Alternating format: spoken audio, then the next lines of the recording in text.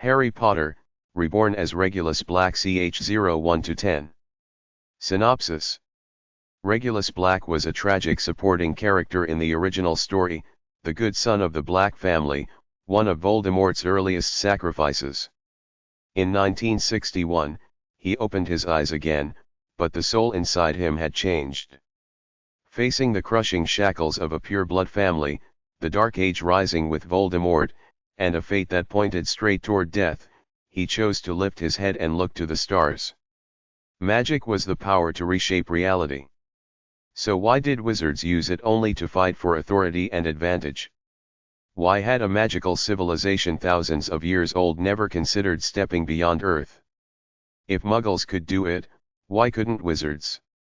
Chapter 1, The Black Family's Twin Stars. November 3, 1959.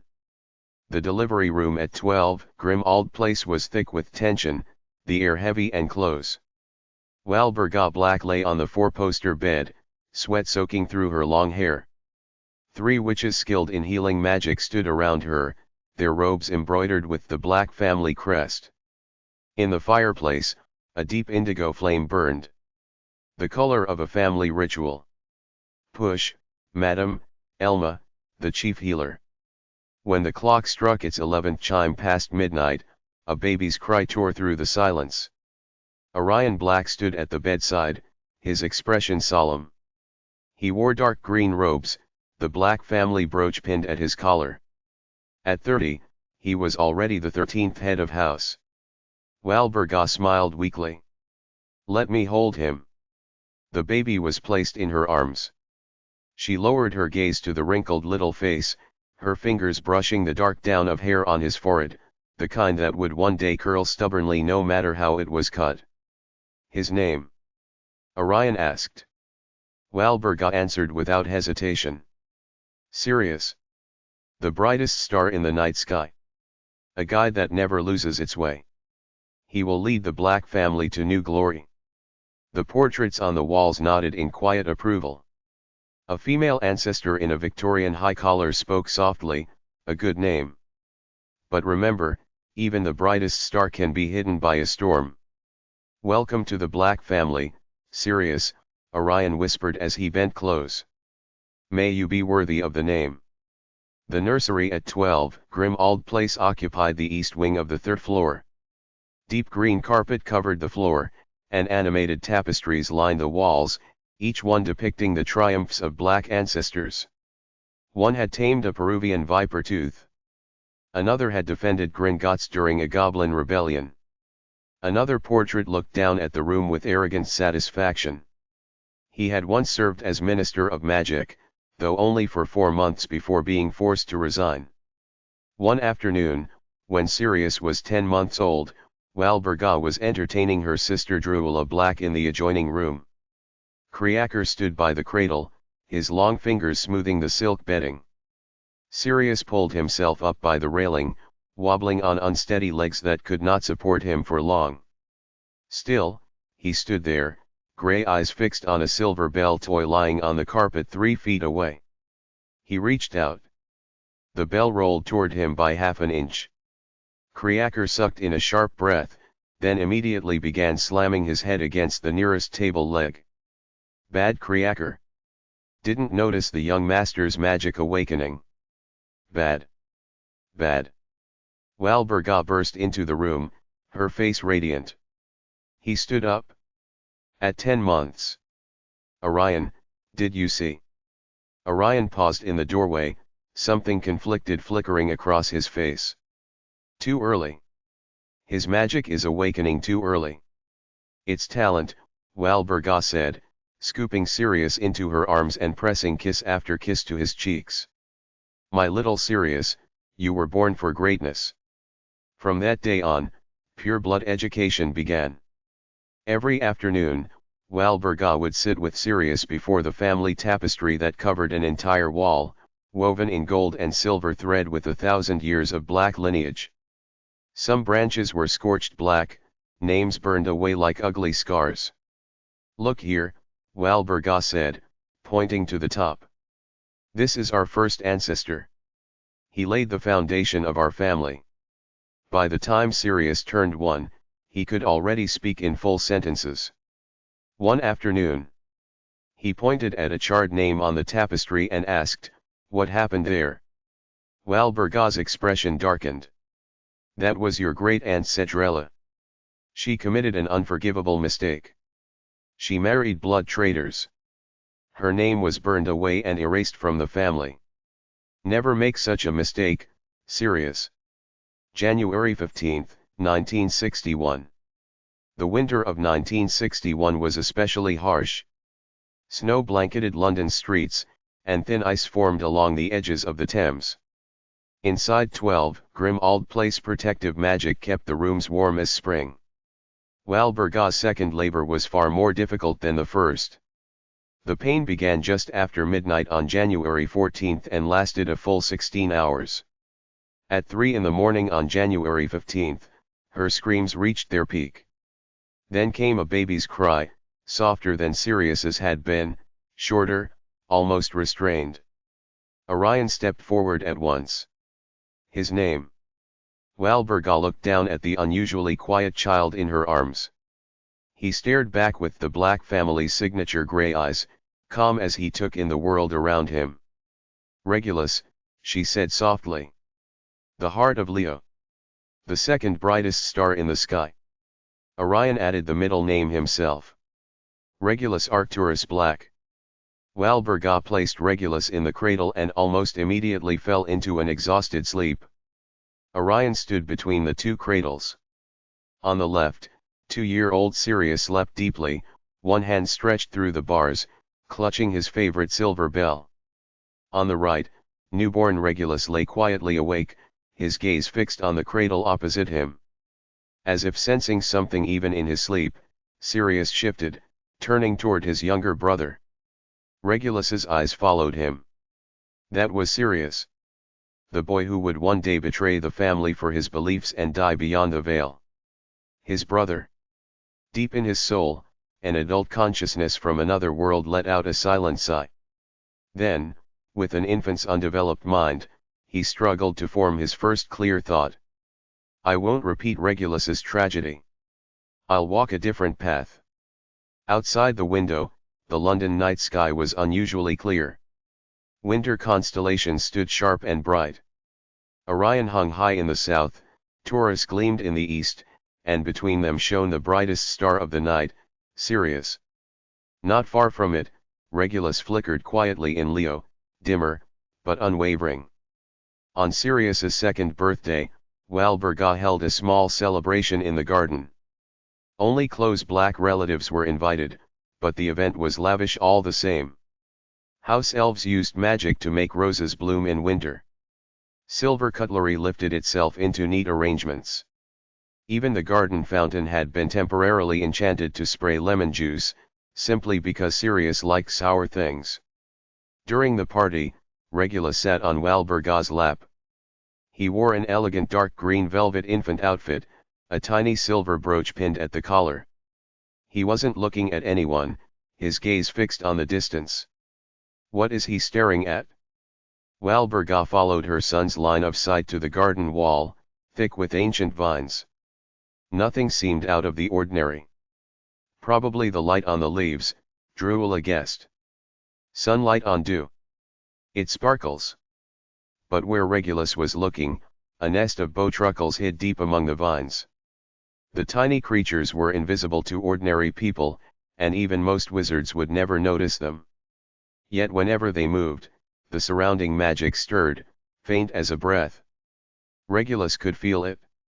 From Drusilla and Walburga's conversation, he guessed they could not.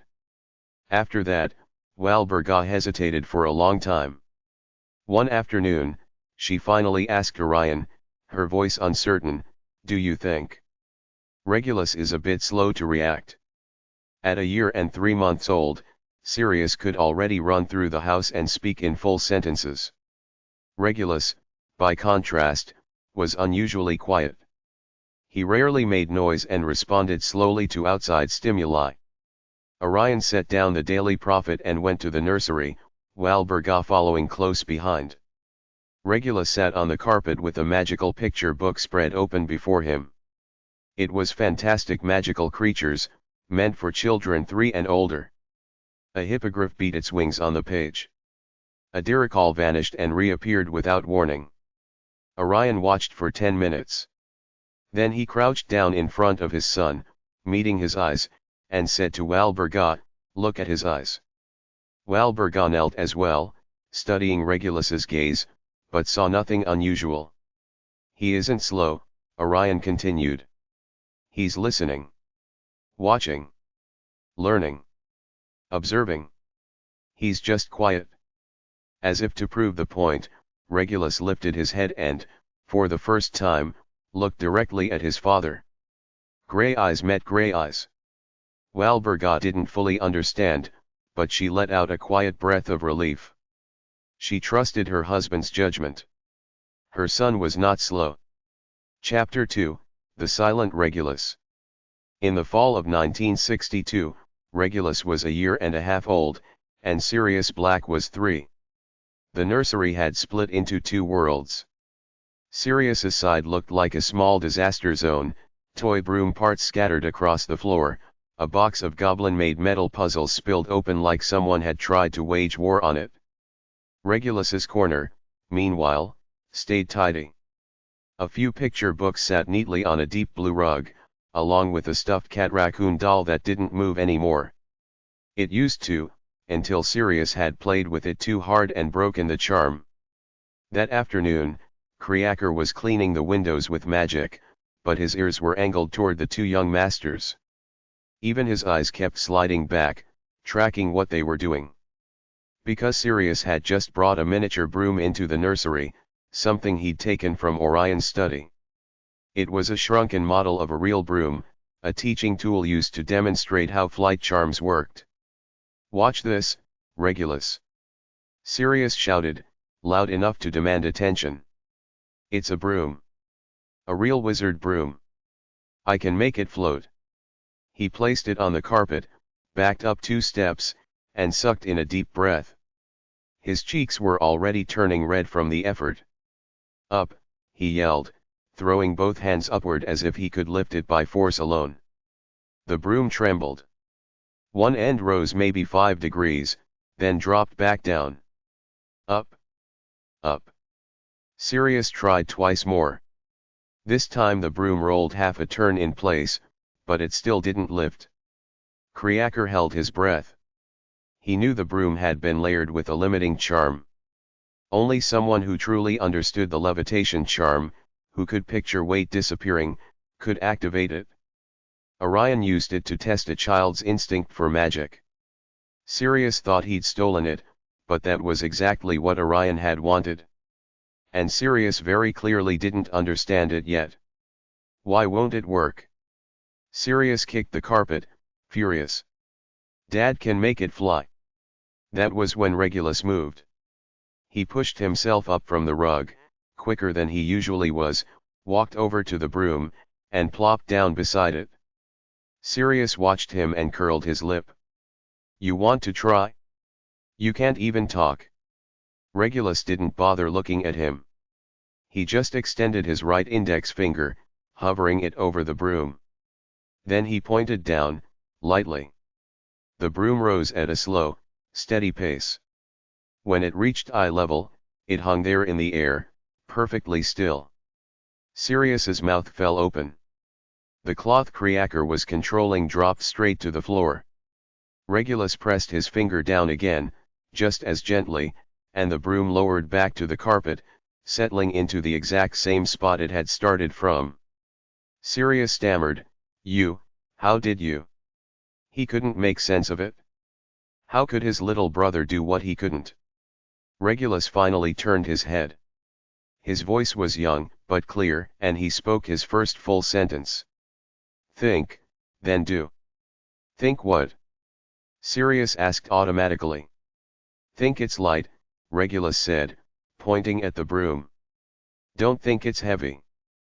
"But it is heavy." "Think it isn't." "How's that even possible?" Regulus tilted his head, like he was searching for the right way to explain it. Then he patted the carpet beside him. "Sit." Sirius sat down without thinking, so caught up in the moment that it didn't even register how cleanly his brother had spoken. Regulus picked up a leaf that had drifted in through the window and placed it in his palm. "This is light." "Yeah. Think it's heavy." Sirius stared at the leaf, trying to picture it as heavy as a stone. Nothing happened. "Wrong," Regulus said, as if he could see right into Sirius's thoughts. "Don't think it's heavy like something. Forget it's light. Then it's heavy." Sirius frowned. It was too abstract. He'd never tried to imagine things that way before. He scratched his head, completely lost. Regulus wobbled to his feet and went back to his corner, leaving Sirius alone to wrestle with it. Regulus had done what he came to do. For a 3-year-old, that kind of understanding was still too early. For him, it was different. Age had never been a limit when it came to comprehension. After dinner, Orion summoned Kriaker to his study. "That teaching broom?" Orion asked, seated behind his desk, brow tight with suspicion. Regulus made it levitate. Yes, master," Kriaker said, twisting his tea towel until his knuckles went white. "Young Master." Regulus lifted it. 1 foot. Very steady. And he spoke. He said a few things. Kriaker repeated what Regulus had told Sirius. When he finished, Orion went quiet for a long time. The ancestor portraits on the study walls pretended to look elsewhere, but every one of them was listening. "From now on," Orion said at last, "whatever Regulus wants to do, as long as it isn't dangerous, let him. Watch him, record it, and report to me every day before dinner." "Yes, master." In December of 1963, 12, Grimmauld Place was preparing for Christmas.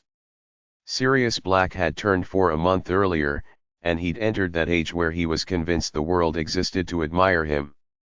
He planted himself in the center of the drawing room, hands on his hips, and made an announcement to the half-decorated Christmas tree. "I'm gonna make the bells ring all by themselves." From the second floor, Walburga leaned over the railing. "Sirius, don't start trouble." "Kriaker, hang the silver baubles higher. Last year they were too low and Andromeda nearly hit her head." "Yes, my lady." Kriaker lifted the silver ornaments higher with a flick of his long fingers. Regulus sat on the thick rug by the fireplace, so still he might as well have been a fern someone forgot in the corner. The soul from another world had been in this body for 3 years now. He'd accepted the reality of it. This was a world of magic, and he was Regulus Black, the early dead tragedy from the original story. But he had no intention of reliving that tragedy. He had bigger goals. The stars. The universe. Things the original story never even brushed against. As for Sirius, let him be, Regulus thought. He'd grow up to be a champion of justice, a hero who fought Voldemort. As long as I'm alive, the Black family's resources are my stepping stone. There's no point fighting with a 4-year-old. Regulus. Watch. Sirius's voice yanked him back. Sirius took a deep breath and fixed his glare on a golden bell near the top of the tree. He squeezed his face red again, both hands clawing at the air like he could grab the sound. Magic stirred. "Move!" Sirius shouted. Regulus's sense for magic was unnaturally sharp, like he had an extra set of senses. He could feel Sirius's magic surging, and he could tell it was about to tip out of control. Bang! The entire Christmas tree began to shake violently. The star topper fell and smacked Kriaker on the head. Candy canes clattered into each other. Glass ornaments chimed and rattled.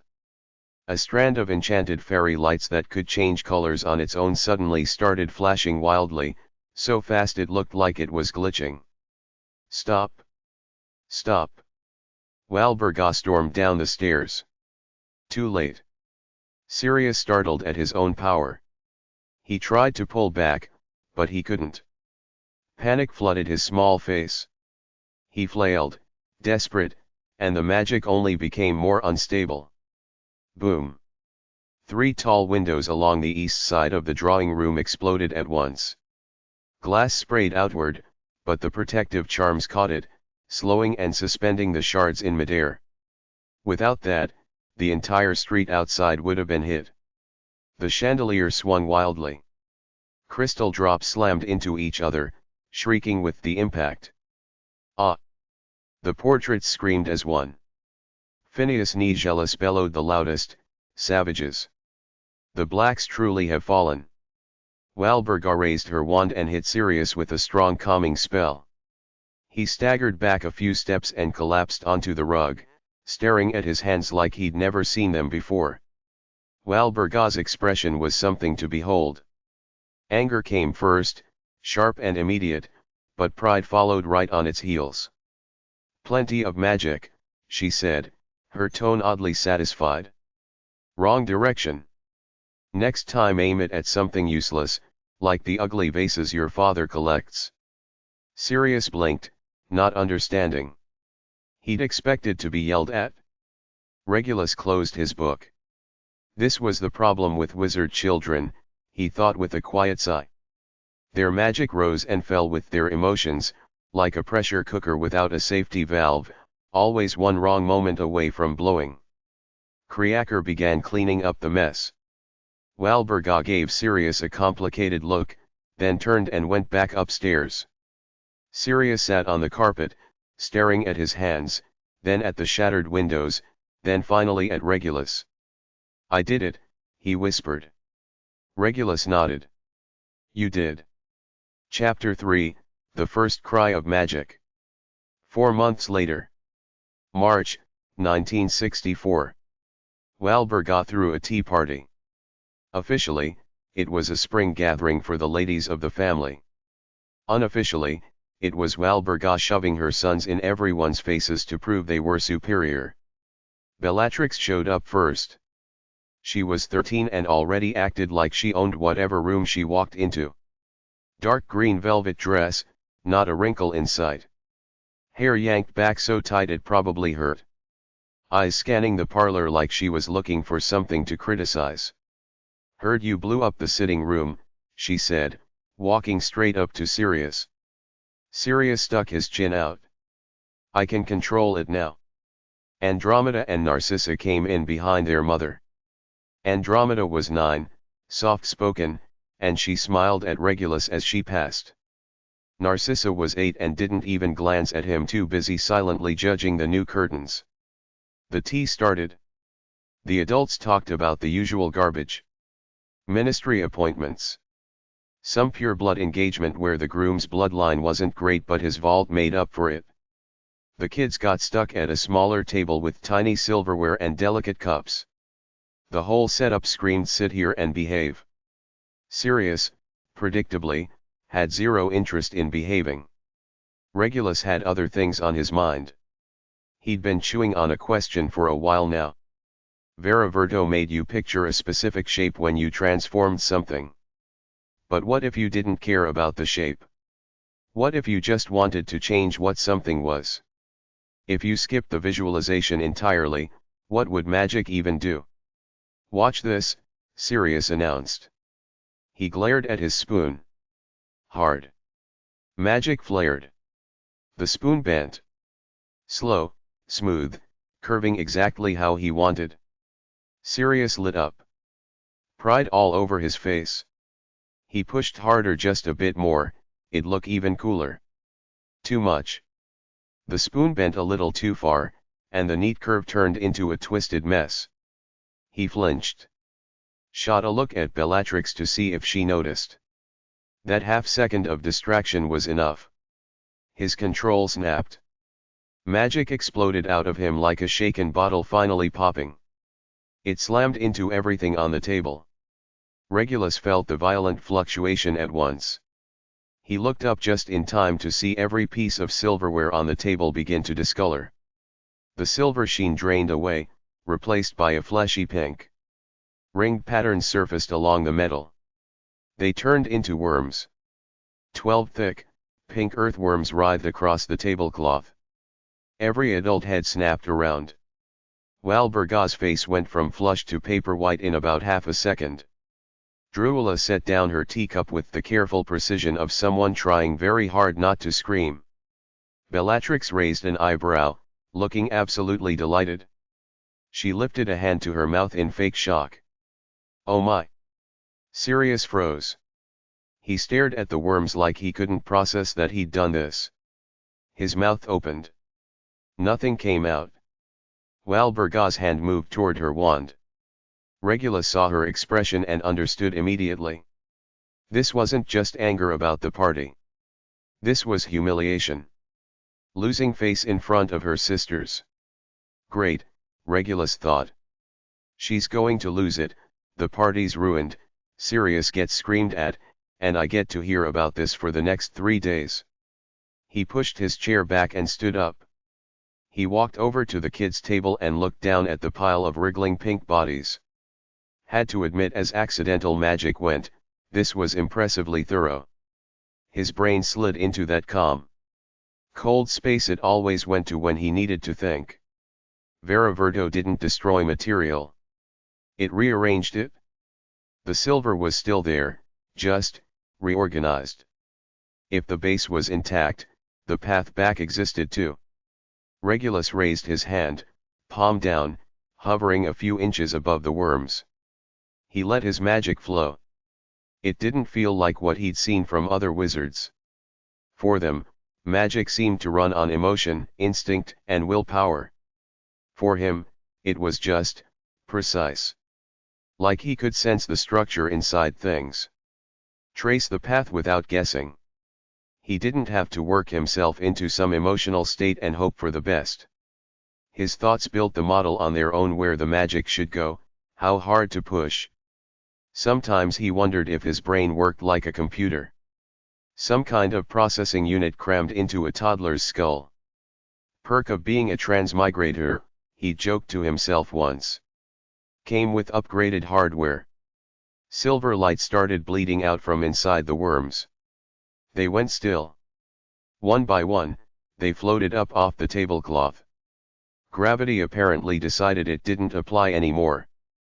They formed a hexagon in midair, suspended and perfectly balanced. Regulus liked that. It felt right. Bellatrix leaned forward, eyes actually wide for once. Narcissa slapped a hand over her mouth. Andromeda breathed out, barely audible, Merlin.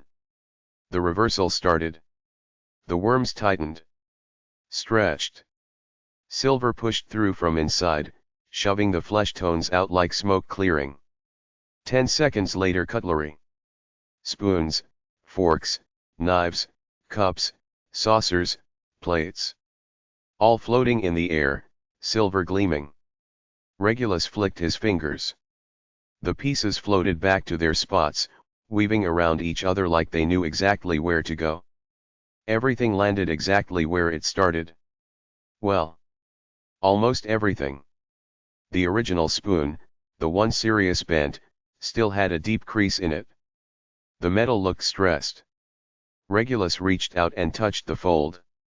The structure needed to reset. Not melt, not warp. Just settle. Controlled heat. Enough to let the atoms find their places again without ruining the shape. His magic hummed, adjusting itself to match the silver. The metal responded. The crease smoothed out. 5 seconds later, the spoon was perfect.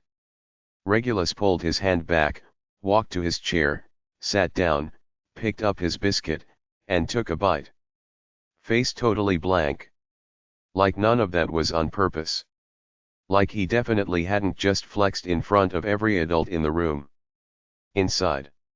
He was glowing. Obviously he could do it. Merlin's beard. Drusilla jerked so hard she almost launched her teacup across the room. Bellatrix was already on her feet. She grabbed the spoon and turned it over, checking every angle, tapping it with her nail to hear it ring. Then she looked at Regulus. Her expression had changed. No mockery. No teasing. Just shock, sharp and real. How did you do that? Regulus chewed slowly.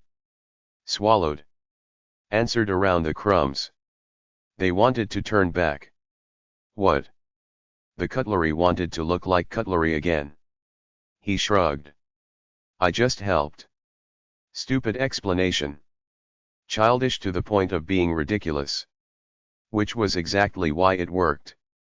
He kept his face calm. Of course he knew what he'd done. Of course he could explain the actual theory. But he couldn't. Not at 3 years old. Wizards pulled off crazy stuff on instinct all the time. But a toddler doing impossible magic and explaining how? That wasn't the kind of genius people admired. That was the kind they got nervous about. Narcissa leaned toward Andromeda. He made it look easy. Andromeda nodded, but her eyes lingered on Regulus. Not just impressed, there was something worried in there too. Walburga's face cycled through shock, confusion, and then fierce hungry pride, all in about 2 seconds. She shoved it down. The lady of the House of Black did not lose composure in front of guests. She lifted her teacup, took a careful sip, and said in her steadiest voice, Regulus has a natural gift for transfiguration. Gift? Drusilla laughed, a little too high. Walburga, that's a miracle. He's 3. What was Orion doing at 3? Smearing jam on the house elf. People kept glancing at Regulus after that. Couldn't help themselves. Regulus just sat there eating his biscuit like nothing happened. Sirius didn't look up once. Regulus glanced at him and understood immediately. This wasn't just embarrassment. This was pride, bruised and bleeding. The party ended eventually. Drusilla collected her daughters and left. The parlor emptied out until it was just the 4 of them. Walburga lasted about 3 seconds. She scooped Regulus up and crushed him in a hug. My genius. Her voice went feverish against his ear. I knew it. I knew it. The future of the House of Black. Over her shoulder, Regulus could see Sirius standing in the doorway. No 4-year-old should look like that. Shocked and hurt and confused and, yeah, jealous. This is going to be a problem. Because a 4-year-old didn't understand strategy. All Sirius knew was that his baby brother just stole the spotlight. Sirius turned and ran. Footsteps pounding up the stairs. Walburga set Regulus down and frowned at the hallway. He's sulking again. Ignore him. You did the right thing, Regulus. He's 4, Regulus thought. But he didn't say it. He was 3 himself. Nobody was going to take life advice from him. That night, Orion knocked on his door. He'd just gotten home. Wizengamot sessions ran late. He sat across from Regulus, his presence heavy even when he kept his voice soft. I heard what happened today. Pause. Your skill is remarkable. Regulus watched him. Waited. How did you do it? Regulus took a few seconds, then gave an answer that sounded small enough to be safe. I don't know. I just saw how. Saw. Orion frowned. Not the answer he expected. I saw what they were supposed to be, Regulus said. So I made them go back. Orion studied him for a long moment. Talent could explain a lot rare, sure, but not impossible. Sirius's magic was powerful and messy. Too tied up in emotion. Regulus leaned toward control. Precision. Interesting, Orion said finally. But remember this. Don't show too much in front of others. Genius attracts envy. He paused. It also attracts fear. Regulus tilted his head. Bella looked excited. Orion's jaw tightened. Bellatrix is infatuated with power. So is that man who's been rising lately. Be careful you don't end up on anyone's list. Regulus nodded. He knew exactly who Orion meant. Tom Riddle. The man who'd become Voldemort. Chapter 4, Voldemort is closing in. Spring, 1965. In the garden behind 12 Grimald Place the beech tree was just beginning to wake, tender green buds pushing through the bark. Regulus. Sirius came tearing out of the house, a toy sword flailing wildly in his hand. Look. I can make it glow. He screwed his eyes shut in fierce concentration. A faint silver light flickered at the tip of the blade, held for 2 whole seconds, then fizzled out. He was 5 now. Better control than last year. Still wildly unstable. Not bad. Regulus closed his book and offered a serious, dutiful nod. Sirius plunged the sword into the dirt like he'd conquered foreign territory. Let's go explore the basement. Kreaker says there's a box down there that bites. I'm reading. Regulus shook his head. What's so great about books? Sirius leaned in and peeked at the illustration guide. They're all fake. Real dragons are way bigger than this. Bella said that important guy keeps a fire dragon as a pet. Regulus looked up. Which important guy? That one, Sirius whispered, dropping his voice like he was sharing a secret. Bella says he's gathering followers, trying to bring back pure blood glory. Dad says he's dangerous. Regulus's heart skipped. Voldemort. Tom Riddle. Already. He ran through the timeline in his head. In the original history, Voldemort's first rise peaked in the early 1970s, but recruitment and groundwork would have started long before that. He must already be moving in the shadows, waving the banner of pure blood revival to lure old families to his side. What else did Bella say? Regulus asked. She said he's really powerful. That he can make miracles happen. Sirius plopped down on a stone bench. Regulus, what are you thinking about? Sirius poked his shoulder when he didn't respond. I'm thinking. Regulus glanced at the book in his hands. Knowledge is power. That important guy must have read a lot of books. That's not it at all. Sirius shot back. He's just born powerful. Naive, Regulus thought. Power always has a source. Voldemort's talent, his Horcrux research, his mastery of dark magic. None of it came from nowhere. It was taken from books, from experiments, from plunder. A sudden sense of urgency washed over him. There wasn't much time. Once Voldemort rose in earnest, every pure-blood family would be dragged into it. The Blacks, one of the Sacred 28, would have to choose a side. In the original timeline, most of the family joined the Death Eaters, except for Sirius and Andromeda. And he, Regulus Black, would inevitably catch Voldemort's attention, especially if he showed unusual talent. And he couldn't not show it. Preparation had to start now. That afternoon, Regulus hugged 3 finished children's picture books to his chest and knocked on the door of Orion's study. Come in. Orion sat behind a massive mahogany desk, reviewing Wisengamot documents. He looked up, surprised. Regulus. What is it? Father. Regulus set the picture books on the corner of the desk. I've finished these. I want to read real books. Orion set down his quill. Real books. Books with words. With knowledge. With magic. Walburga stepped in just then with tea.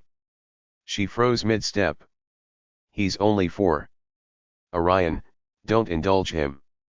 He should start with the code of pure blood family etiquette. He needs to learn how to uphold the family's honor. Honor needs power behind it. Regulus's voice was soft, but unyielding. If I'm not strong enough, how can I protect the Black family's standing? Walburga stared at him. Hearing that from a 4-year-old was unsettling, almost eerie. Orion nodded. He agreed. Starting tomorrow, you can spend 1 hour a day in the library. Kreaker will accompany you. Yes, Father. Regulus turned and left the study. He didn't show excitement or joy. This was only proper. There was no reason a child eager to learn should be refused. Walburga opened her mouth to object, but Orion lifted a hand.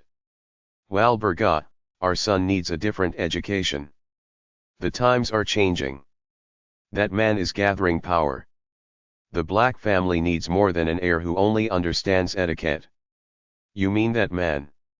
The entire wizarding world knows, Orion said heavily. He recruits with power, tempts followers, crushes enemies with fear. The Lestranges have already aligned with him. The Malfoys are watching. The Blacks will have to choose sooner or later. The next morning at exactly 10, Creaker led Regulus to a set of double wooden doors at the far end of the third floor. The doors were black oak inlaid with silver constellations. There were no handles, only two symmetrical keyholes shaped like open raven beaks. 2 keys must be turned at the same time, young master, Creaker said, producing them from his apron. One was silver white, its handle carved with a sun. The other was pitch black, carved with a moon. They turned together. Click. The door slid inward without a sound. The first thing Regulus felt upon entering the library was pressure. The density of magic was overwhelming. Silver motes of light hung visibly in the air. Bookshelves stretched from floor to a ceiling 10 meters high. Even magic wouldn't reach the top. You needed a moving ladder. Each shelf was carved with different magical creatures. Goblins and fairies at the bottom. Centaurs and merfolk in the middle. Griffins and fire dragons at the top. At the center of the room stood a massive orrery, a complex brass mechanism modeling the solar system, with several additional celestial bodies only wizards knew existed. The open collection is on the left, young master, Creaker whispered, as if afraid of waking something. The family inheritance section is on the right and requires permission. Straight ahead is the restricted section. Please do not approach it. Regulus went left. He pulled out a volume on pureblood family lineages and scanned it.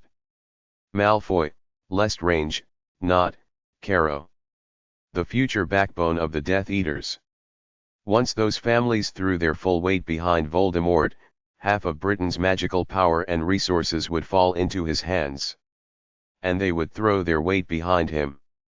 He needed power before that happened. An hour later, Regulus drifted toward the family inheritance shelves. The bookcases here were deep red mahogany, each volume sealed in its own magical barrier. Creaker hovered nervously. Young master, this area requires permission. I'm just looking at the titles. Then Regulus lifted his gaze. Straight ahead lay the restricted section. There were no shelves. Just a solid wall of black iron set into a stone archway. At its center stood a barred gate, the iron rods as thick as an infant's arm. Beyond it stretched deep darkness.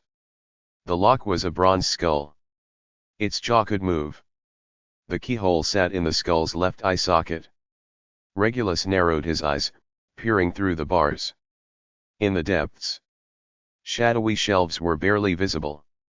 Guild titles glimmered faintly in the dark. Darkest Arts, the origins and advanced study of the unforgivable curses. Blood curse research, bloodline magic and eternal binding.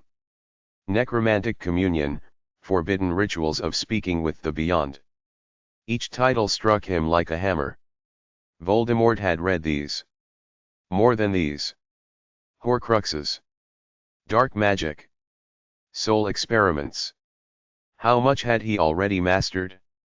I have to know. At least enough to understand what he's using. But not now. The timing was wrong. The authority wasn't his yet. Regulus turned to Creaker. Time's up. Let's go. Before leaving, he cast one last look at the restricted section. Back in his room, Regulus went to the window and stared out at the street below. London at night was a moving ribbon of Muggle cars, headlights and tail lights weaving red and yellow through the dark. The city's glow stained the sky so thoroughly the real stars couldn't be seen. But he knew they were there anyway. Voldemort's war. The power games of the magical world. Pure blood pride and madness, families clawing for glory like it meant something permanent. On a cosmic scale, it was all dust. And right now, Regulus was trapped in it.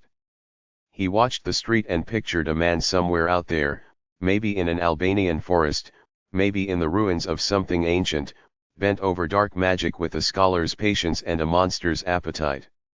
Tom Riddle. The future Voldemort. Time was running out. Chapter 5, I'll send you 1,000 miles away. Spring, 1966. Regulus turned 5.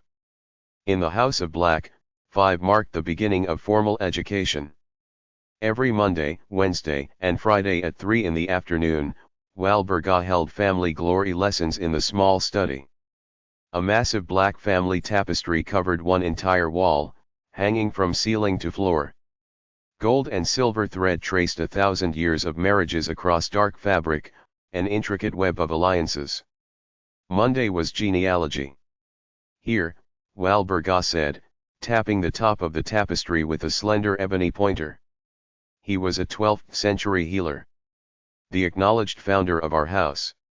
Regulus sat straight-backed on a hard wooden chair, hands resting neatly on his knees, eyes following the pointer's movement.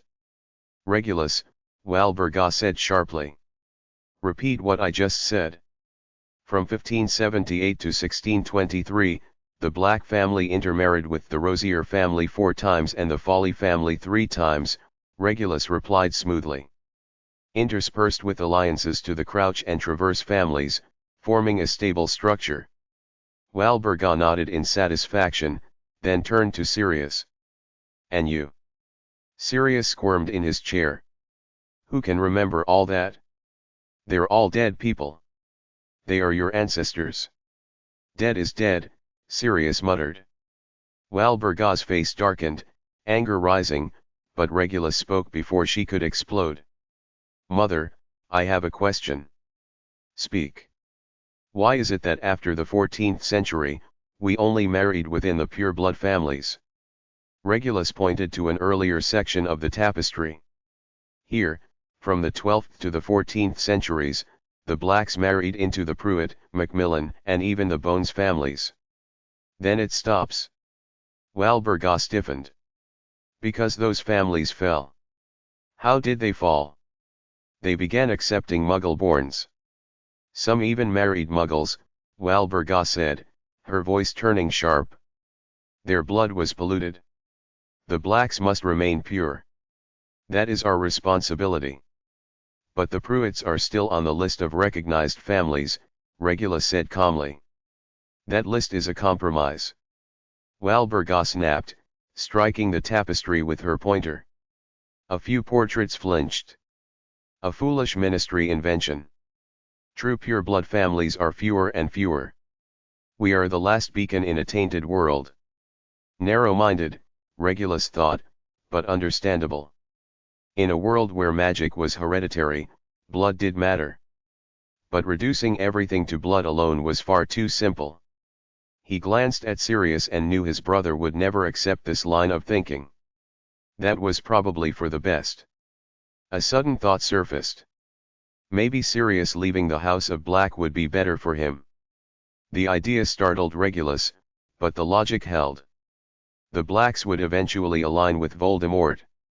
Everyone except Sirius and Andromeda.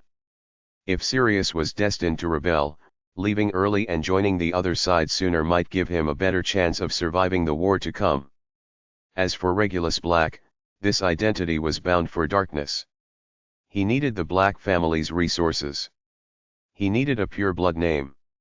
He needed proximity to the Death Eater's inner circle to learn what they knew. He and Sirius were walking 2 paths that would inevitably oppose each other. Wednesday's lesson was blood supremacy. Muggles are incomplete beings, Walburga said, pacing the study, a sign she was worked up. They have no magic. Like birds without wings. Fish without gills. Failures of evolution. Sirius raised his hand. Regulus had taught him that much. Raise your hand when you want to argue, so it doesn't sound like defiance. Yes. But Muggles build airplanes, Sirius said. Planes can fly. They don't need wings. Walburga gave a cold laugh. Crude imitations. Metal and fuel, loud and polluting. Wizarding brooms are elegant, quiet, clean. But planes can fly higher, faster, and carry more people, Regulus added calmly. Silence fell. Walburga stared at her younger son. Are you defending Muggles? I'm stating facts, Regulus said. Mother, if we're truly superior, we should surpass them in every way. If the only comfort we have is that magic looks more elegant, while they outpace us in speed, capacity, and altitude, then who is actually superior? Sirius sucked in a breath, bracing for the explosion. It didn't come. Walburga stood there, lips moving, no words forming. Maybe the issue isn't superiority, Regulus continued, but what we choose to develop. Muggles advance technology. We advance magic. But if we cling only to tradition while their technology keeps improving, one day the gap will be impossible to ignore. The Ministry has the statute of secrecy, Walburga said, her voice weaker now. The statute depends on Muggles being unable to discover us, Regulus replied. What if one day their technology can detect magic? What if they invent machines that can see through a disillusionment charm? What if, while we argue about blood purity, they figure out how to break Muggle-repelling charms? Walburga was quiet for a long time. Enough for today, she said at last, and left in a hurry. Sirius leaned close and whispered, You scared her. Maybe, Regulus said, hopping down from the chair. But someone has to tell the truth. Why are you helping Muggles? Sirius asked, curious. I'm not, Regulus said, looking at him. I just hate lies. If we're really strong, we don't need to prove it by putting others down. Sirius nodded, not fully understanding, but thinking about it. At dinner, Walburga brought up the latest gossip. The Knott family's daughter wants to marry a mudblood, she said sharply. Mr. Knott locked her in the tower in a rage. They say she'll be sent to a convent in France and kept there for life. Sirius stopped cutting his steak. Why? He asked. She likes him, doesn't she? Likes him? Walburga scoffed. What does liking someone get you? Can it feed you? Can it keep bloodlines pure? She's been led astray. But if two people like each other. Enough. Walburga's voice rose. Sirius, how many times have I warned you? Don't let that filthy Muggle way of thinking rot your mind. A Black has responsibilities. Responsibilities mean imprisoning your own daughter. Sirius shot to his feet, chair scraping loudly. Responsibilities mean tearing apart people who love each other. She doesn't love him. She's just. How do you know? Sirius shouted back. You're not her. You don't even know him. Orion set down his utensils. Sirius. Sit down. I won't. Sirius's eyes were red. This isn't fair. Why can't we choose who we like? Why do we have to marry someone from some list? I don't even know those people. What if I don't like any of them? Walburga stood as well, her wand sliding into her hand. Say that again. Regulus watched the scene unfold, exhausted. Sirius's rebellion was on full display. He didn't even truly understand what love was yet, but he instinctively opposed this kind of cruelty. Their mother, meanwhile, only knew how to press harder, forcing her pure-blood ideals onto him. Mother, Regulus said calmly. What Sirius means is that affection matters when choosing a partner. But from the perspective of family continuity, blood stability is also important. Maybe the two can be balanced. For example, choosing someone you like within the acceptable families. Walburga paused, her anger easing slightly. Well, of course. Within appropriate limits, feelings are preferable. Sirius stared at Regulus, hurt in his eyes. So you're on their side too? You think blood matters more than liking someone? I'm talking about reality, Regulus said, meeting his gaze. The reality is that the House of Black won't accept Muggle-borns. Anyone who resists will be disowned. You have to choose. Follow the rules, or leave. Sirius understood. He looked at Regulus, then at their parents, and suddenly laughed. He turned and walked out of the dining room. No shouting. No slammed doors. Just quiet footsteps fading away. Orion said nothing. He only looked at Regulus, his expression complicated. Dinner continued in silence. Chapter 6, Flesh and Soul. Summer, 1967. Regulus turned 6.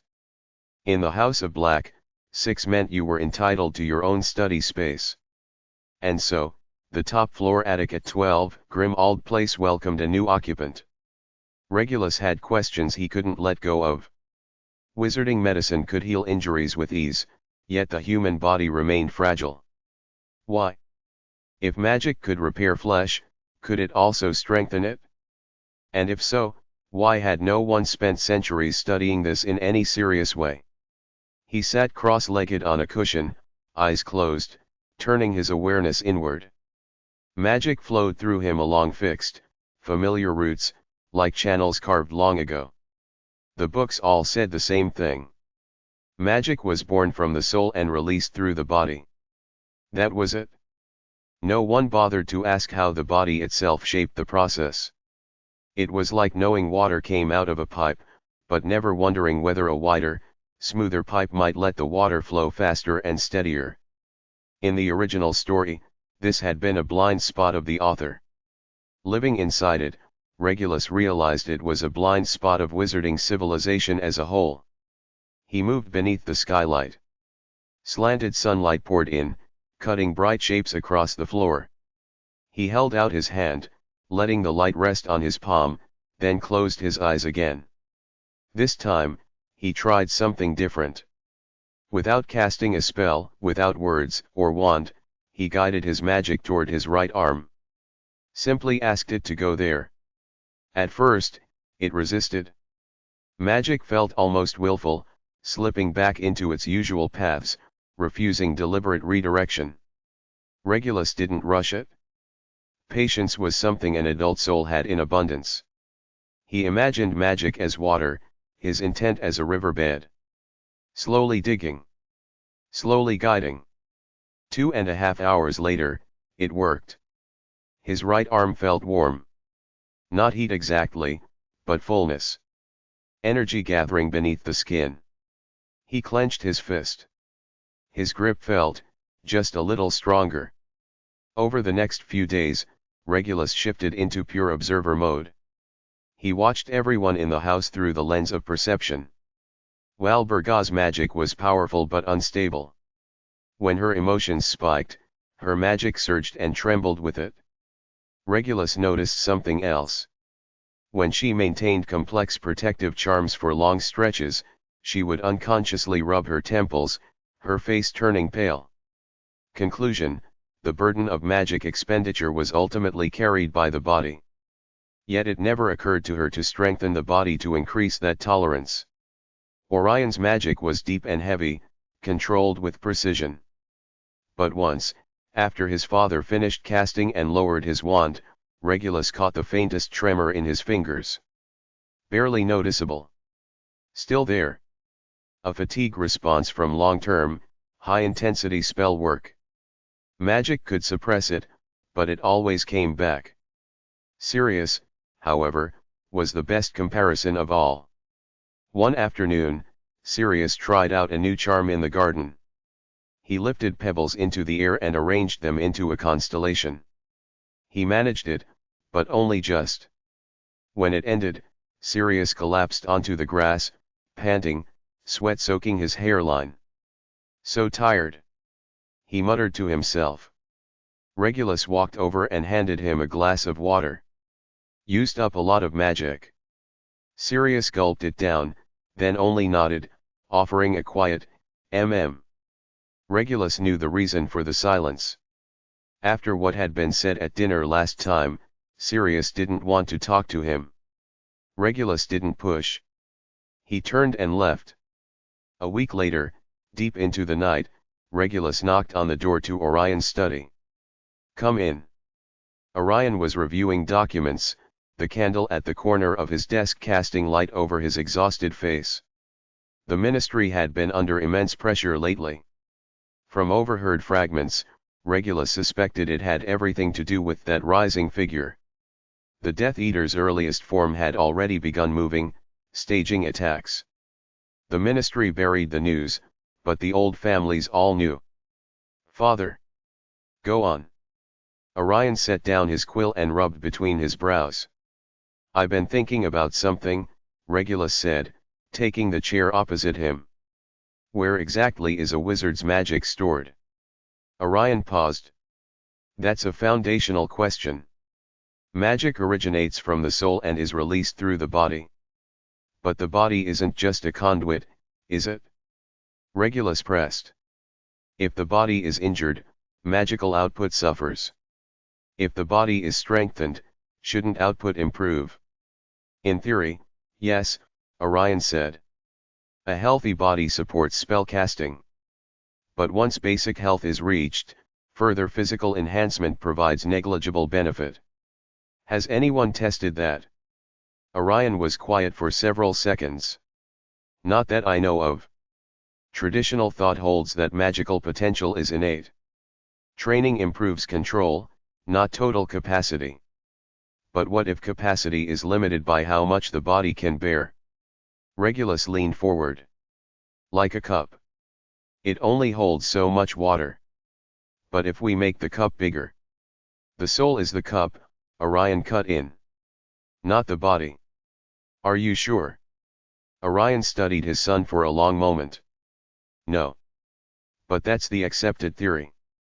"Accepted doesn't mean correct," Regulus said softly. He continued, "Father, how many things in the wizarding world were once accepted and later proven wrong? For example, it was once accepted that Muggles were inferior, but now they're technology." "That's enough." Orion's voice carried a quiet warning. "Regulus, I know you're clever. You think differently. But some questions are not yours to ask yet." "Then when should I ask them?" Regulus didn't retreat. "When Voldemort comes knocking." Orion shot to his feet. "Who told you that name?" His tone hardened. "No one," Regulus said calmly. "I listened. Cousin Bellatrix. Mrs. Malfoy. You and Mother, speaking in low voices. You call him the Dark Lord, that man. But I found his name. Tom Marvolo Riddle. He calls himself Voldemort." Orion slowly sat back down, fatigue weighing his words. "You shouldn't know these things." "But I do," Regulus replied. "And I know more. He's recruiting. Gathering power. Pure-blood families are choosing sides. The House of Black will have to choose eventually." After a long silence, Orion asked, "Are you afraid?" "No," Regulus answered without hesitation. "But I need strength." Orion closed his eyes. When he opened them again, a long time had passed. "The question you asked earlier, about the body and magic," he said. "I can tell you this. Someone in the Black family studied it. My great-grandfather, Arcturus Black. He believed wizards relied too heavily on magic and neglected the body." Regulus held his breath. Someone had seen it? And it was his own ancestor. "He conducted experiments," Orion continued, his voice darkening with memory. "Using magic to strengthen the body, then using that enhanced body to contain more magic. The theory was a reinforcing cycle." "What happened?" Regulus asked, unable to hide his urgency. "He lived to 137, Orion said. One of the longest-lived Blacks. And he was powerful. But in his later years, he went mad. His notes are filled with chaotic symbols and warnings. The final entry reads, "The container is too solid. What's inside can't get out. I've trapped myself." Regulus stared, stunned. "You could trap yourself like that? What does it mean?" he asked bluntly. "I don't know." Orion shook his head. "The notes are sealed, buried deep in the restricted section. I tried reading them once. 3 pages in, and my head felt like it was splitting.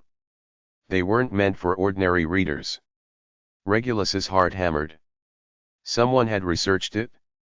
There were results. And a price. "I want to see them." He knew Orion wouldn't agree. He asked anyway. "No." Orion refused without hesitation. Then he paused. "At least not now." Arcturus's final state was, "Very wrong.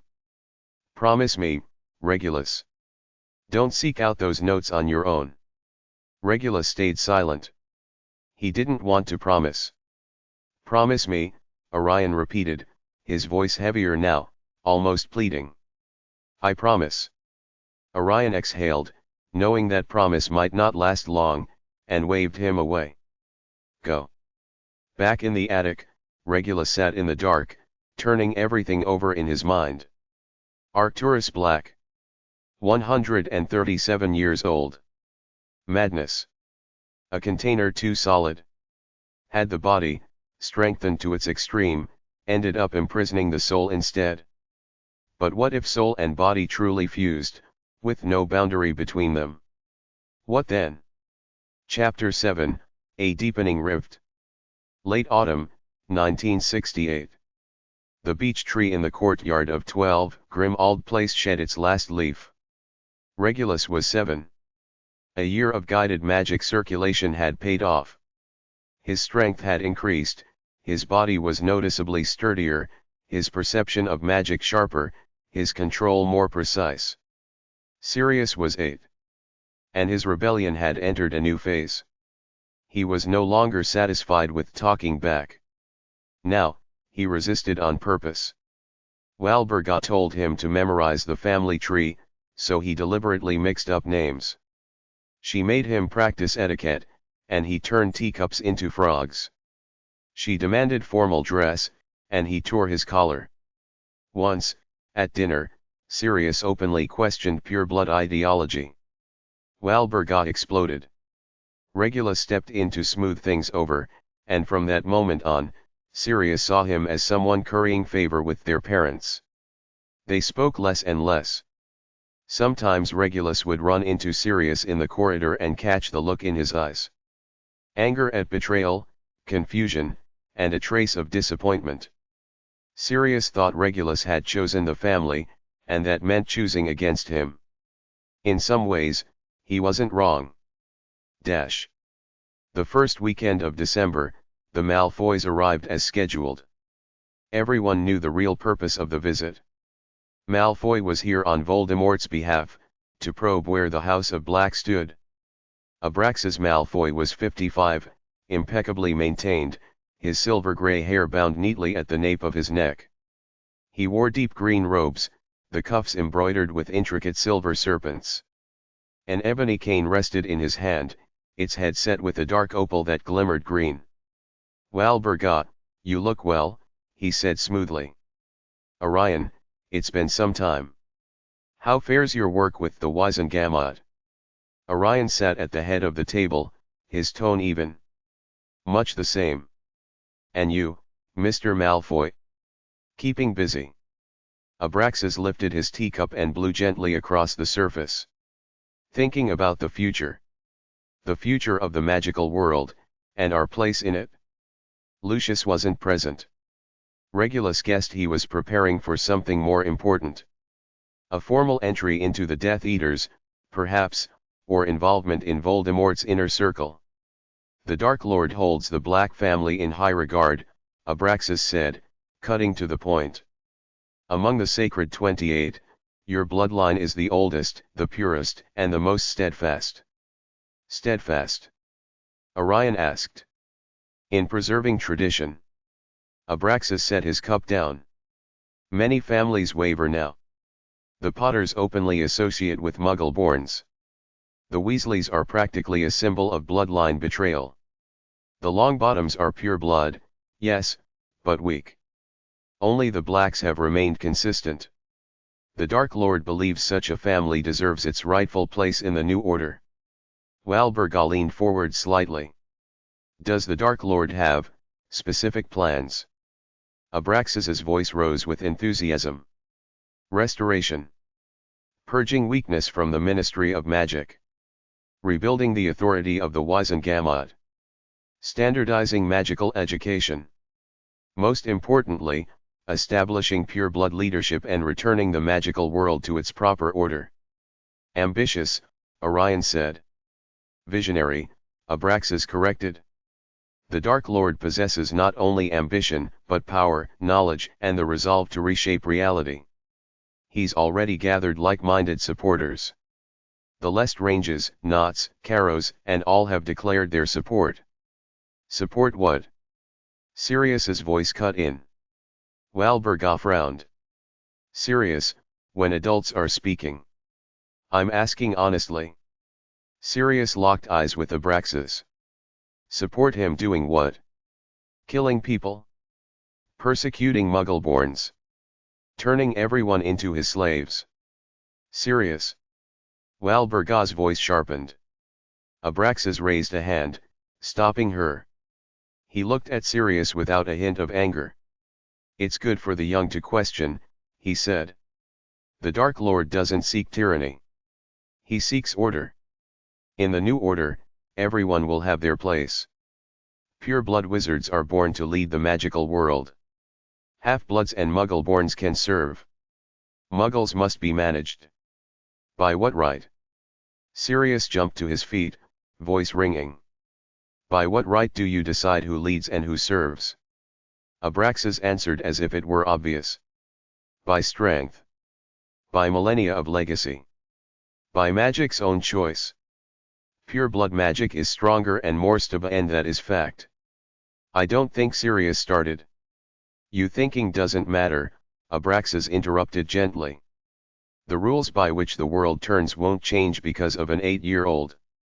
When you grow up, when you've seen the chaos of the magical world, Muggle fear and persecution of magic, pure blood families pushed to the margins, perhaps you'll understand.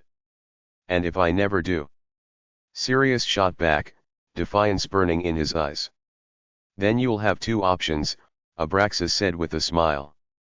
Accept what you don't understand and follow the rules. Or be excluded by them. The threat was naked. Sirius went pale, but he didn't back down. That was when Regulus spoke. Mr. Malfoy is right, he said calmly. Order requires power to uphold it. If pure-blood wizards truly possess stronger magical talent, then having us lead would create a more stable, stronger society. All eyes turned to him. Walburga's eyes lit up. Orion's expression didn't change. Sirius stared at Regulus, shock giving way to disbelief, then settling into something wounded and distant. You really think that? Sirius asked, his voice trembling, as if asking one last time. Regulus met his gaze. I'm stating a fact. If pure blood magic is stronger, then leadership follows naturally. Sirius opened his mouth to argue again, fury rising, but Walburga stood abruptly. Sirius, go to your room. Now. Sirius looked at his mother, then his father, then his brother, and finally at Abraxas. He turned and left. After he was gone, the room felt looser, the tension easing. Abraxas lifted his teacup again. The magical world's future isn't limited to Britain, Europe, the Americas, and Asia. The Dark Lord's influence is spreading. Families who support him will have the chance to participate in rebuilding magical order on a global scale and will get resources, knowledge, and power far beyond what the ministry can offer. Regulus almost wanted to scoff. Voldemort's ambition truly knew no bounds. Global order, when he couldn't even secure Britain. After a moment, Orion spoke. We need time to consider. Abraxas rose. Of course. The Dark Lord never forces loyalty. There will be a small gathering in Wiltshire next month. A few like-minded families exchanging views. If the Blacks are interested, I can extend an invitation. Walburga looked to her husband, hope in her eyes. Orion nodded. We'll consider it. Once Malfoy was gone, Walburga rounded on Orion immediately. We must attend. Abraxas is right. This is an opportunity. The House of Black should lead in the new era. Walburga, Orion cut in, exhaustion heavy in his voice. We need caution. It all sounds ideal, but what's the cost? Those weak elements he wants to purge may include our friends. Even our family. Andromeda is no longer family, Walburga said coldly. And Sirius. If his rebellion continues. Then let him go. Walburga's voice rose sharply. The House of Black doesn't need a rebellious son. We have Regulus. She turned to her younger child, eyes burning. You spoke well today. Thinking of the greater whole. That's what an heir of the House of Black should be. Regulus lowered his head. He didn't respond. In the attic laboratory, Regulus didn't light a lamp. He sat in the dark, replaying the afternoon. Abraxas's words carried several key truths. Voldemort's influence had already spread beyond Britain, moving towards something global. He tempted pure-blood families with visions of future order, with promises of power and resources. And his methods included something called purging, a gentle word for unrestrained violence. No one but Regulus knew how this would end. Voldemort would fall. That outcome was inevitable, yet driven by countless coincidences along the way. Regulus needed strength. Chapter 8, Echoes of the Universe. Spring, 1969. Regulus turned 8. The east-facing room on the third floor of 12 Grimmauld Place officially became his bedroom and study. Orion had given him more space. A full wall of bookshelves. A heavy oak desk. A window that caught the morning sun. But the place Regulus truly wanted to reach lay much deeper in the house. At the end of the kitchen corridor was a storage room that stayed locked year-round. Walburga said it was filled with useless things, relics belonging to family members who had been struck from the tree.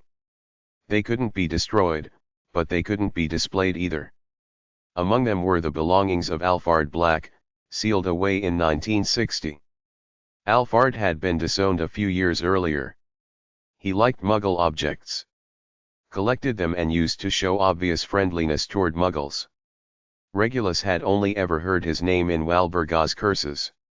After several years of study, Regulus finally broke the protective enchantments on the door. It was nothing like a simple unlocking charm.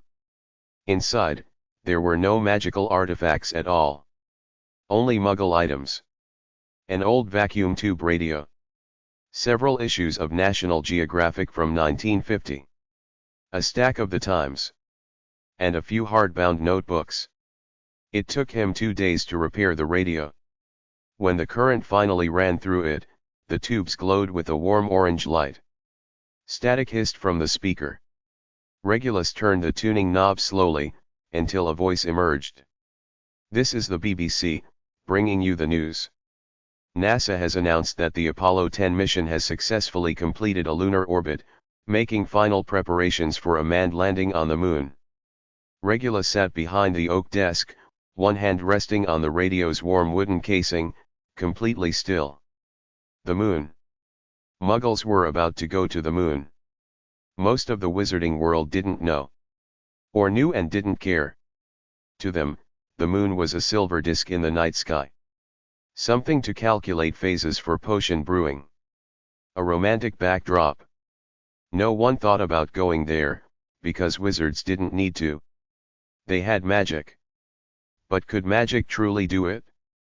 Real space travel? He didn't know. What he did know was that Muggles, using nothing but science and engineering, had done something wizards had never even tried. Perhaps something wizards couldn't do. Where was the limit of magic? Muggles were breaking through boundaries wizards treated as impossible. If magic and science were combined, maybe even greater limits could fall.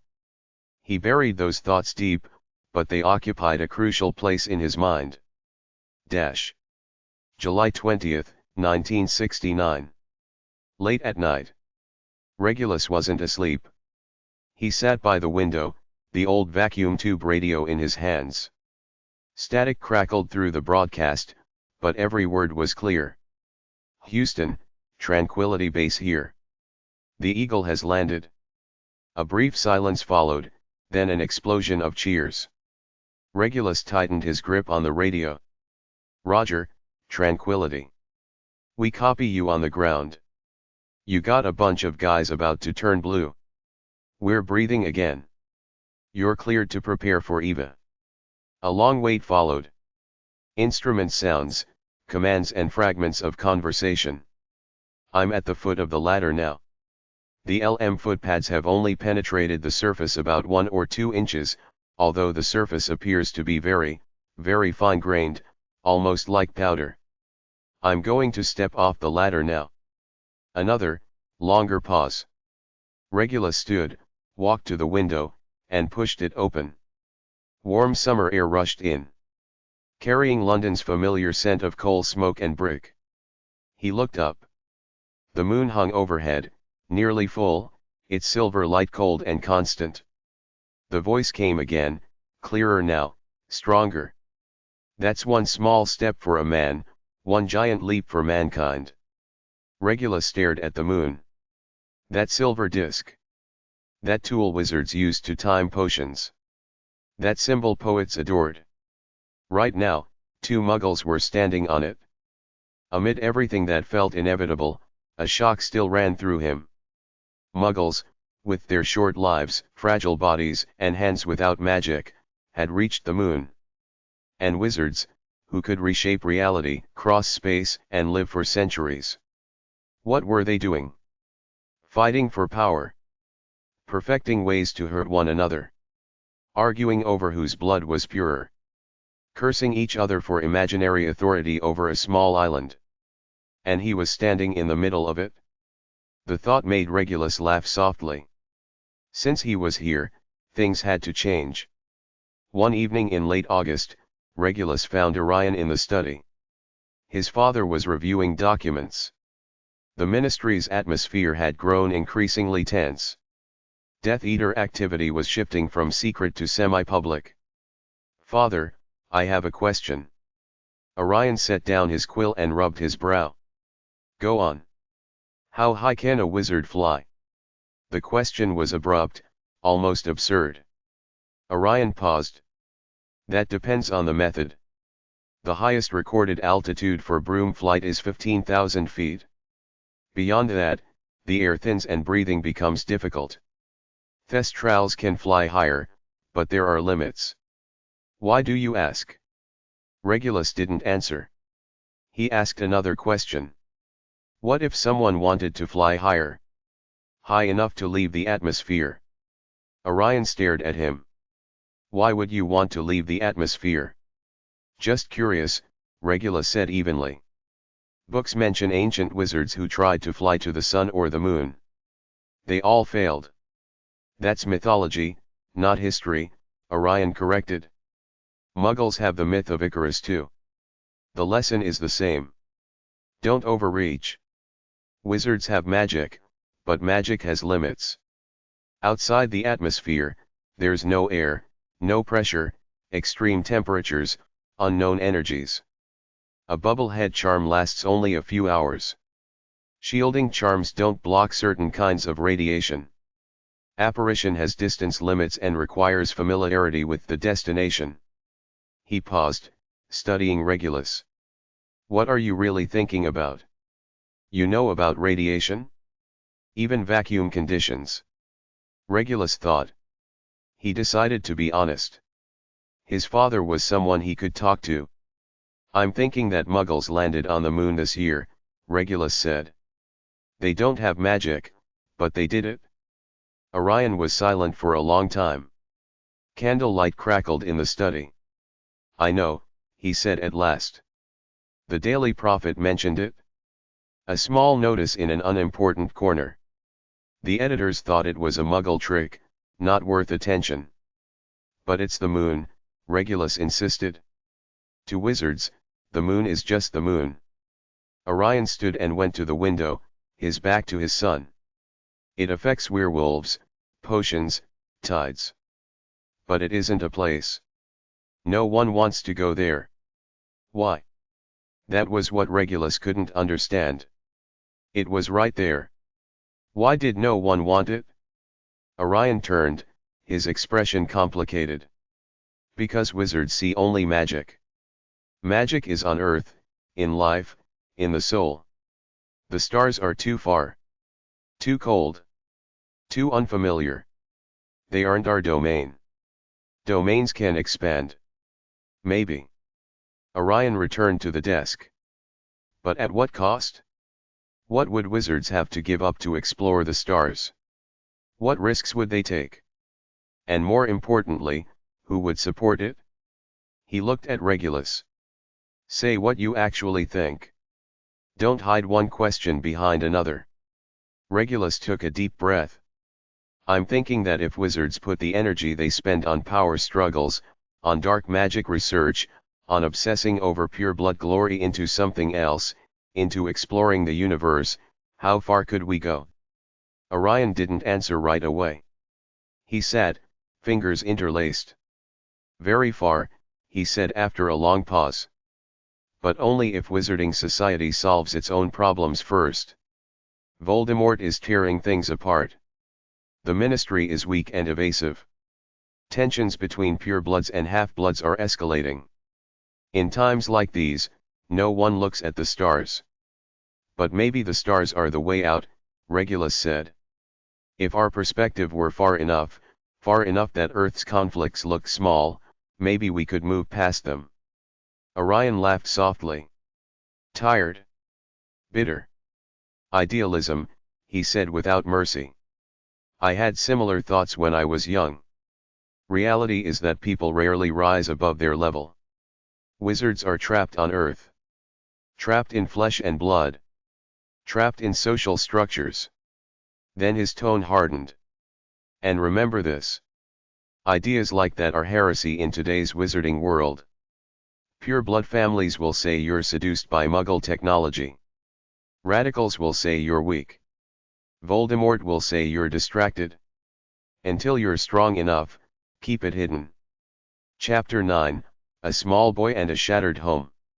August 31, 1971. The dinner table at 12 Grimmauld Place was wrapped in a heavy silence. Tomorrow, Sirius would leave for Hogwarts. Walburga had been preparing for it for a week. Remember, she said for the 10th time, you represent the House of Black. Once you board the train, sit in the Slytherin carriage. Don't mingle with those. I'm not going to Slytherin. Sirius didn't raise his voice. Walburga froze, her knife and fork suspended midair. What did you say?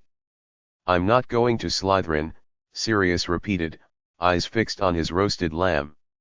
I'm going to Gryffindor. The table went dead silent. Even the ancestral portraits on the walls stopped whispering. Phineas Nigella stared out of his frame, eyes wide, mouth hanging open like a fish gasping for water. Orion slowly set down his wineglass. The Sorting Hat considers a student's wishes, but it also weighs bloodline and traits. For 500 years, the Blacks have been sorted into Slytherin. Then I'll be the one to break it, Sirius said stubbornly. I don't want to spend 7 years with a pit full of snakes. Snakes. Walburga's voice began to shake. That is where your family has belonged for generations. That is glory. It's a cage. Sirius's voice flared.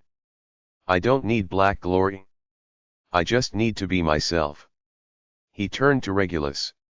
His 10-year-old brother looked calm, slicing a piece of steak and lifting it to his mouth. And you? Sirius demanded. You'll go to Slytherin, won't you? Be their perfect heir, study hard and perform well.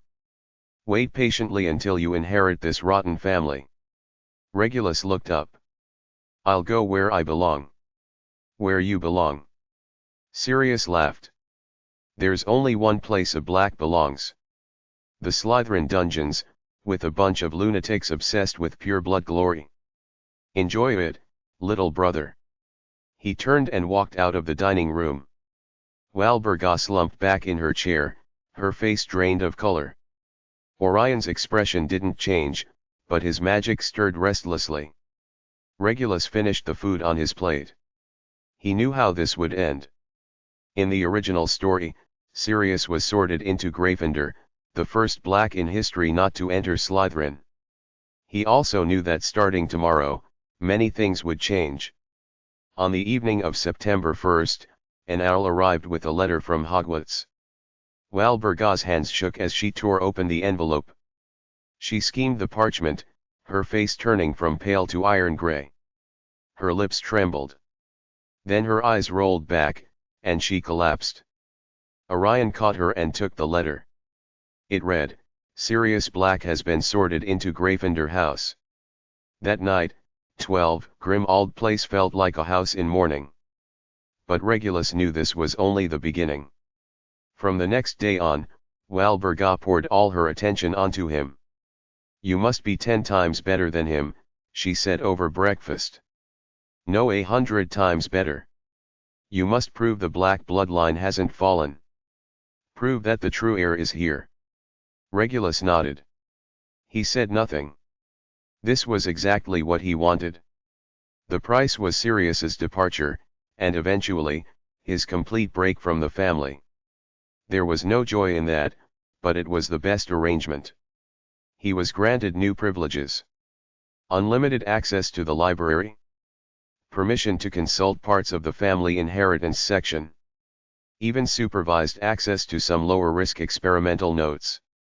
With Sirius gone, the house grew quieter. Every day, Regulus spent 4 hours in the library, 2 hours in the attic. And the rest enduring his mother's lessons and his father's occasional examinations.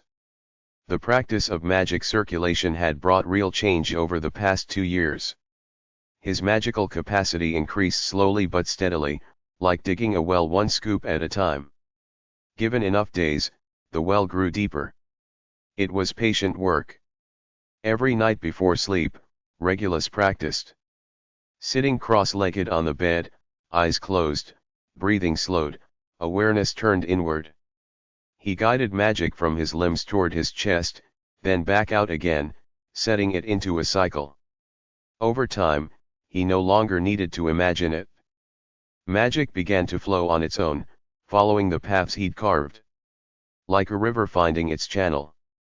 He could now make several feathers trace perfect circles in the air, each path deviating by less than a millimeter. Or cause the surface of a cup of water to form intricate wave patterns that held for long minutes without breaking. This was synchronization between magic and will. A shift in precision. And finally, recovery. Where intense practice once demanded long rest, circulating magic through his body now sped up natural recovery. Like stretching after exercise to encourage blood flow, magic had its own circulatory system. From autumn 1971 to spring 1972, his 3 cousins each began interacting with him more deeply. Bellatrix visited 12 Grimmauld Place more often. At 20, she was already a devoted early follower of Voldemort, a burning fervor in her eyes. The world is sick, Regulus, she told him one afternoon in the garden. Muggle filth pollutes magic. Half-bloods dilute ancient power. The Ministry of Magic is run by cowards. We need a cleansing. A cleansing. Regulus watched her slash the air with her hand, as if wielding invisible blades. To remove impurities. Bellatrix smiled, and the smile sent a chill down his spine. The Dark Lord will lead us. He has power, vision, resolve. When he takes control, pure blood families will stand at the top again. We don't need equality. We need true rule. Rule over whom? Regulus asked, looking at his cousin, knowing she would descend further into madness until she became a mirror of Voldemort himself. He couldn't stop it. He didn't intend to. Everyone. Bellatrix's voice rang with exhilaration. Muggles, half-bloods, and mudbloods. They'll all find their place. Narcissa was different. At 16, she was a sixth year at Hogwarts and a Slytherin. Bella has her path, Narcissa told Regulus privately at a family gathering. You need your own. Slytherin isn't just fanaticism. We value intelligence too. Intelligence. Judgment. Narcissa tapped her cake lightly with a silver fork. Knowing when to advance and when to retreat. Knowing who's useful and who's dangerous. Knowing what to say and what to hide. She offered practical advice. Always have 3 excuses ready. If you're caught out after curfew, have 3 reasons, tailored to different people. Tell a professor you got lost in the library. Tell them you lost a pet. Tell the truth to friends, but only if they're trustworthy. Never let anyone fully understand you. Not even your closest friend. Keep at least one secret. Secrets are leverage. Secrets are armor. In Slytherin, value matters more than friendship. What can you offer? Knowledge. Resources. Protection. Figure out your worth, then find people who need it. Regulus listened carefully. Narcissa's words were cold, but they were real. And useful. Andromeda visited the least, but she mattered most to him. Of the 3 cousins, she was the kindest. At 17, she was in her 7th year at Hogwarts, famous across the school for being different. She never joined pure-blood cliques. Instead, she debated magical creatures with half-blood and Muggle-born students, earning repeated scoldings from Bellatrix for tainting the bloodline. She came to Grimmauld Place less and less. Walburga didn't welcome her. Her thinking was problematic. On a rainy day in March 1972, Andromeda found Regulus in his room. I'm leaving, she said without preamble. Where to? Leaving Britain. She sat by the window as rain traced long lines down the glass. I'm marrying Ted. He's Muggle-born. You know what that means. Regulus nodded. Her name burned from the tapestry. The family would no longer acknowledge her. Are you afraid? He asked. I am, Andromeda said honestly. Afraid of losing my family. Afraid of being rejected. Afraid of the uncertainty ahead. But I'm more afraid of staying here and slowly becoming someone I don't recognize. She looked at Regulus. I know you're not like Sirius. You're smart. Rational. You know how to compromise. Just don't let compromise turn into surrender. Don't let this family swallow you. You have your own heart. Remember it. Regulus was silent for a long time. Thank you, he said at last. Take care. Andromeda stood and paused at the door. And, if one day you need help, real help, you can find me. I'll be in France. Another Black was leaving. Chapter 10, Growth and Expectations. July, 1972. Sirius Black finished his first year at Hogwarts and returned to 12 Grimmauld Place. He had changed a lot. He'd grown his hair long and started wearing Muggle jeans and t-shirts he'd picked up from James Potter. There was nothing left of the image a proper pure-blood wizard was supposed to have. James thinks Quidditch should allow a few harmless prank charms, Sirius said casually over dinner. It'd make the game more fun. Walburga set down her knife and fork. James. That child from the Potter family. If I recall, their bloodline is still passable, but their taste is excellent, Sirius cut in. At least they speak like actual people, instead of going on about glory, bloodlines, and duty all day. The air at the table froze. Regulus quietly cut into the roast fish on his plate, watching Sirius out of the corner of his eye. There was something bright in his brother's eyes. A light that had never existed at 12 Grimald Place. Freedom, perhaps. Regulus knew it then. Sirius was already halfway out the door. And there's Remus, Sirius went on, as if he hadn't noticed his mother's expression. He's basically a walking library. Knows bits of magical history the professors never bother to teach. Peter's a bit timid, but he's a good guy. That's enough, Walburga snapped, her voice icy. I have no interest in your friend's trivialities. Where is your Hogwarts report card? Upstairs. Passed everything. Outstanding in flying. Defense against the dark arts was good. Sirius shrugged, completely unfazed. That's enough. Enough. Walburga stood, anger flashing across her face. The heir of the House of Black should excel in every subject.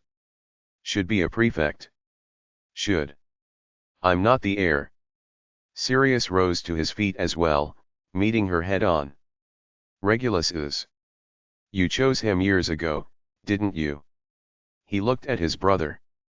Regulus met his gaze and said nothing. Look at him, Sirius said, pointing at Regulus. Sitting straight, cutting fish like he's brewing a potion. He's already ready to be the kind of black you want. So let me go. All right. He turned and left the dining room. Walburga moved as if to follow, but Orion caught her hand. Let him go, Orion said quietly. Some words can't be taken back once they're spoken. He'd seen this day coming years ago. Regulus had played no small part in it, and Orion had never tried to stop it. Regulus finished his dinner and went upstairs. At the turn of the staircase, he found Sirius leaning against the wall, hands in the pockets of his jeans, staring out at the dim street beyond the window. Do you think I went too far? Sirius asked without turning. I think you're happy, Regulus said softly, shaking his head. Sirius paused, then turned to look at him. At Hogwarts, I am happy, he admitted. The Gryffindor Tower is always loud. Someone's always doing something stupid. Someone's always laughing. It's not like this place. He glanced around the dark corridor. It's like a beautiful tomb. Tombs can hold treasures, Regulus said, a subtle warning beneath the words. If you know how to look. Every tragedy began with a lack of power. Sirius had never thought about seeking power at all, right up until his death. I don't want a tomb's treasure, Sirius said, shaking his head. I want a life in the sunlight, even if it's short. He looked at Regulus. You know what's really ridiculous? James's parents. The Potters. They're pure blood too. But they don't obsess over it. They care whether James is happy. Whether he's made friends. Whether he's learning things he actually enjoys. Not whether he can uphold family honor. Regulus fell silent. He knew it was true. The Potter family might be pure blood, but they'd always been open-minded and normal. So you have a family now, Regulus said, a hint of emotion slipping through. Sirius's expression softened. Yeah. I do. Then his face hardened again. But you wouldn't understand. You already chose this place. He walked back to his room. The door closed softly behind him. Regulus stood alone in the corridor, listening to Walburga's distant complaints to Orion drifting up from downstairs. I understand. I just won't make the same choice. Gryffindor is your home. The Potter family is your home. But how long will that protect you? And when the time comes, will you be able to protect them? When Voldemort truly rises? When war begins? When your Muggle-born friends become targets, you'll fight back. But you won't have the power. You won't be able to protect anyone. Regulus shook his head, pushed the thoughts away, and returned to his room. By the end of July, Orion set up a simple dueling field in the back garden to test Regulus's practical ability. "Hogwarts isn't just a school," he said. "There's competition. Conflict. Struggles beneath the surface. You need to know how to protect yourself. Rules, non-lethal spells only. Begin." Orion showed no mercy simply because his opponent was 11 years old. He raised his wand, and the first silent disarming spell shot out fast and precise, aimed straight for Regulus's wrist. Regulus didn't dodge. He didn't draw his wand. He lifted his left hand and opened his palm. The red spell struck an invisible barrier half a meter away, bursting into silver sparks. A silent, wandless prodigo. Orion's eyebrows rose. He pressed on. Impedimenta. Locomotor mortis. Petrificus totalis. Spells flew in from different angles, the tempo steadily increasing. Regulus still didn't move. He stood where he was, arms relaxed at his sides, only adjusting his fingers now and then. Each spell was intercepted at the last moment. Some deflected. Some dispersed. Some vanished entirely. He never cast a full-body shield. That consumed too much magic and could be shattered under sustained pressure. Instead, he deployed multiple micro-shields, forming them instantly where needed and dissolving them just as fast once their job was done. 30 seconds later, Orion stopped. "You're using intent to control magic directly," he said, astonished. "You've eliminated the casting process entirely." His usually steady voice wavered. Even elite aurors rarely achieved that level of control. And his second son was doing it with ease at 11. "Yes," Regulus said, nodding. "Without incantations or gestures, it's faster and more efficient." "Who taught you?" "I figured it out myself," Regulus replied. In truth, it was a byproduct of his magic guidance circulation. Orion was silent for a long time. He looked at his son with a complicated expression. Surprise. Pride. And a trace of concern. At last, he spoke. "You're exceptional, Regulus. Beyond my expectations." "Thank you." Regulus inclined his head slightly. Orion stepped closer and rested a hand on his shoulder. "You'll accomplish great things. But at Hogwarts, you only need to be an excellent student. Don't stand out unnecessarily. Do you understand?" "I understand," Regulus said. "I'll control how much I show." When the test ended, Orion took him to the deepest level of the family vault, into a far more secret inheritance chamber. Only a few blackwood shelves stood inside. Orion took out 3 items. The first was a family ring. Silver, engraved with the Black family crest. It wasn't the true ring of the head of house, but a replica. "No authority as head of house," Orion said, handing it to Regulus. "But it can sense the family's protective wards. If you're wearing it and another member of the Black family is in mortal danger, it will heat up. The hotter it gets, the greater the danger." Regulus accepted the ring and understood what it meant. No authority, but still a symbol of the head of house. And symbols carried obligations. That obligation was serious. The second item was a magic notebook. The cover was made of some kind of black leather, warm to the touch. There was no lock. Only black blood could open it. "Made with ancestral blood and secret rites," Orion said. "Anything written inside encrypts itself. Only the writer can fully read it. To anyone else, it appears as chaotic symbols. If someone tries to force it open, the contents self-destruct." It was tacit permission. Orion knew Regulus would study dangerous things. He didn't stop him. He simply gave him a safer way to record them. The third item was a meteorite amulet. A simple silver pendant, set with a small piece of dark gray stone at its center. The surface bore the patterns of a fusion crust. One of our ancestors brought it back from the north, Orion said. They say it came from the sky itself. It's been centuries, and no one's ever figured out what it does. It never gathers dust. It always stays this temperature. Regulus took the amulet. The stone felt smooth and faintly warm, as if something alive flowed within it. I think it suits you, Orion said. Because where your eyes are looking, isn't the same place as ours. At last, his father rested a hand on his shoulder. Hogwarts is a small world, he said. But remember this. There are worlds beyond it.